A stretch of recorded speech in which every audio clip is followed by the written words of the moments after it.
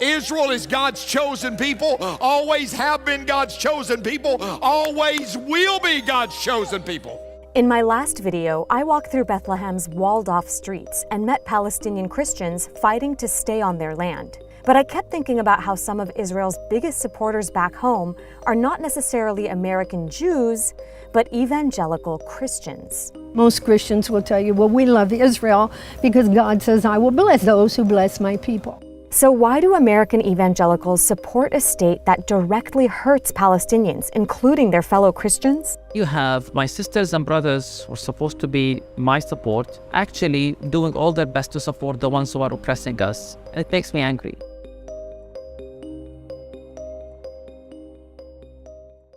Here's something that might surprise you. White evangelical Christians in the U.S. are more than twice as likely as American Jews to believe that God gave Israel to the Jewish people. Now, not all evangelicals believe this, but the ones that do, their voices are often the loudest and most influential. The title deed to the land of Israel is recorded in the Bible, which gives the Jewish people a clear and unclouded title to that land forever. It belongs to them, and it belongs to them only.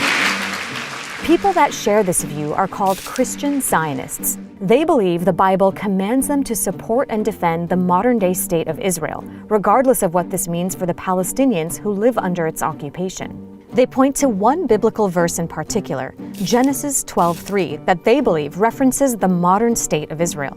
Genesis 12, here it is in the very beginning of the Bible. I'll bless and I'll curse those who curse her. I met Sharon Sanders in Jerusalem.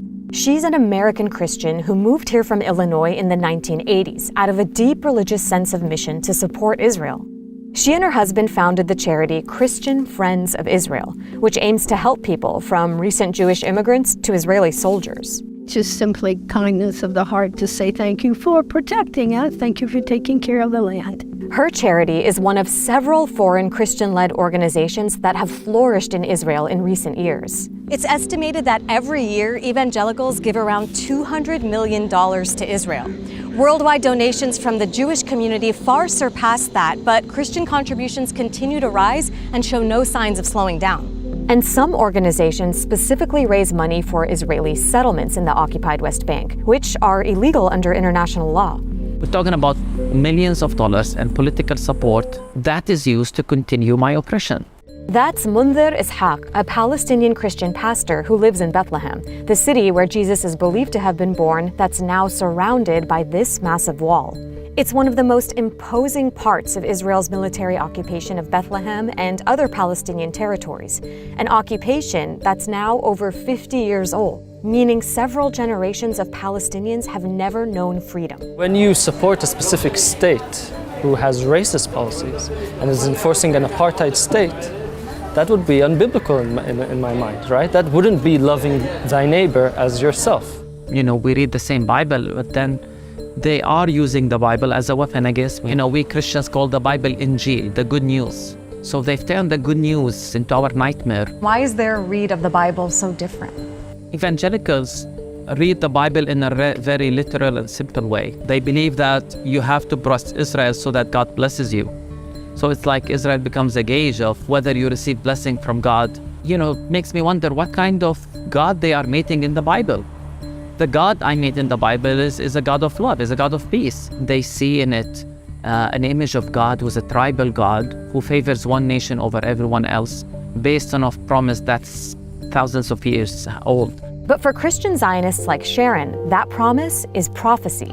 Many believe that the establishment of Israel in 1948, which displaced the majority of the Palestinians who lived there, was all part of God's divine plan. We see all over God's word that the Jewish people at a certain point in history would begin to find their way back home. And we know that's happened in May 1948 when the state became a real nation. And ever since then, the Jewish people have been coming home. It's a miracle, and we've been living in Bible prophecy ever since. Do you think Jesus, who preached love thy neighbor, would be okay seeing a wall dividing people like that and cutting off people from their land? He probably would have quoted Genesis 12:3 and said, I'll bless those who bless my people. When you're talking, I feel like there's a lot of support an elevation of the Jewish people having Israel.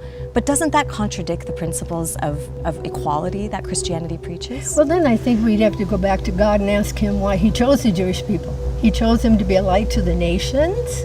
According to his word, he chose them to bring the Messiah through. I think the key is study what God says, not what man says. To be clear, not all American Christians read the Bible like this. In fact, in the last few years, several prominent U.S. churches have come out in support of Palestinian rights, even endorsing the Palestinian boycott, divestment, and sanctions movement targeting Israel. But even so, the people who do believe in this prophecy have a huge following. And for them, it all culminates into a biblical grand finale called the end times. Somebody said, I want to understand the end times, where you just need to look at three things. You look at Jesus, you look at the Jews, and you look at Jerusalem. Many evangelicals believe that once Jews fully control the land, Jesus will return to earth and rapture Christians up to heaven. To believers, it's going to be a time of ecstasy and joy and excitement and glory. But to those who do not know him, it's going to be a day of judgment. If you're a Christian, you will not be around for the tribulation period. You'll be safely in heaven. And this tribulation period, some believe, is a violent and bloody war for those who remain behind. Jesus Christ will speak the word, and he will summon, in the most dramatic act of warfare in human history, he will bring about the slaughter of those who reject him. And in some interpretations, they believe that 2/3 of the Jews will die. So these Christian Zionists, not all of them believe this specific theology, but many of them do. You're promoting them to come to a specific location in order for them, or 2/3 of them, to die. It doesn't sound like a holy alliance. It doesn't. But this alliance is powerful. Millions of Christians in America and around the world now stand with Israel. Okay, pause. We're going to come back to Sharon, John, and Munvir in a bit. But first, let me tell you a bit more about this guy. Because to understand how influential Christian Zionists have become, you have to understand John Hagee. This Texas pastor is the founder and leader of Christians United for Israel, or CUFI, an organization that claims to have 10 million members. That makes Hagee influential outside the movement too, with lots of big-name friends in politics. Even though in several sermons, Hagee had claimed that Hitler was actually sent by God to force Jews to move to Israel. Then God sent a hunter. A hunter is someone who comes with a gun and he forces you. Hitler was a hunter. Why did it happen? Because God said, my top priority for the Jewish people is to get them to come back to the land of Israel. Wild, right?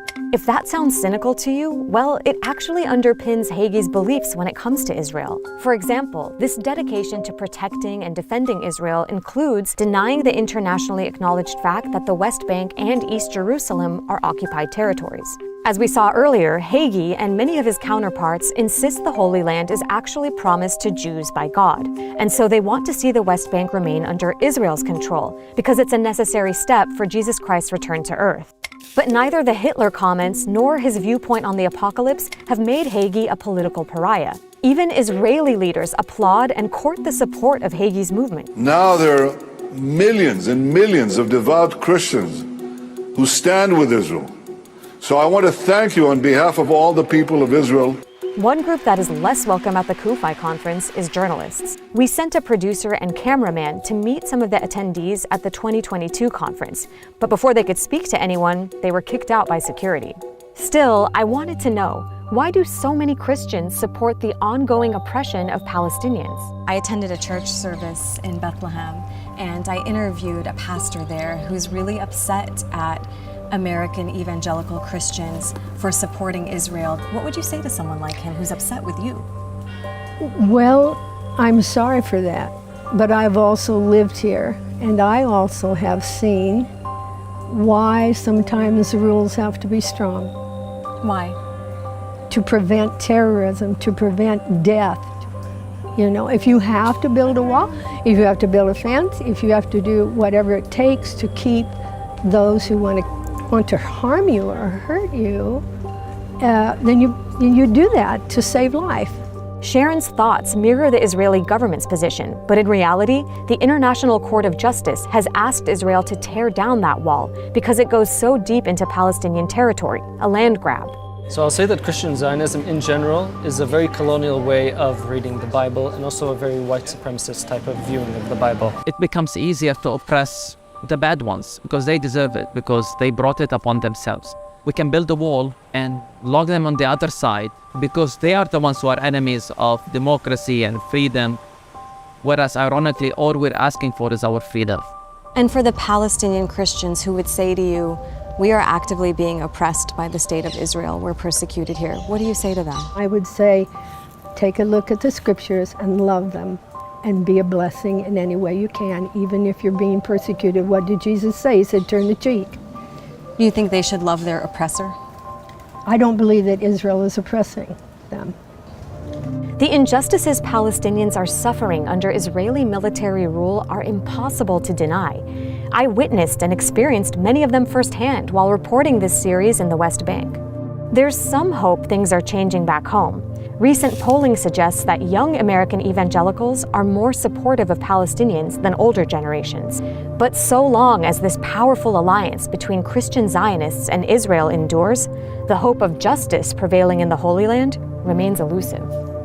Hi everyone, thanks for watching. Let me know what you thought about this evangelical Christian love for Israel, and make sure you watch my entire series filmed in the occupied West Bank.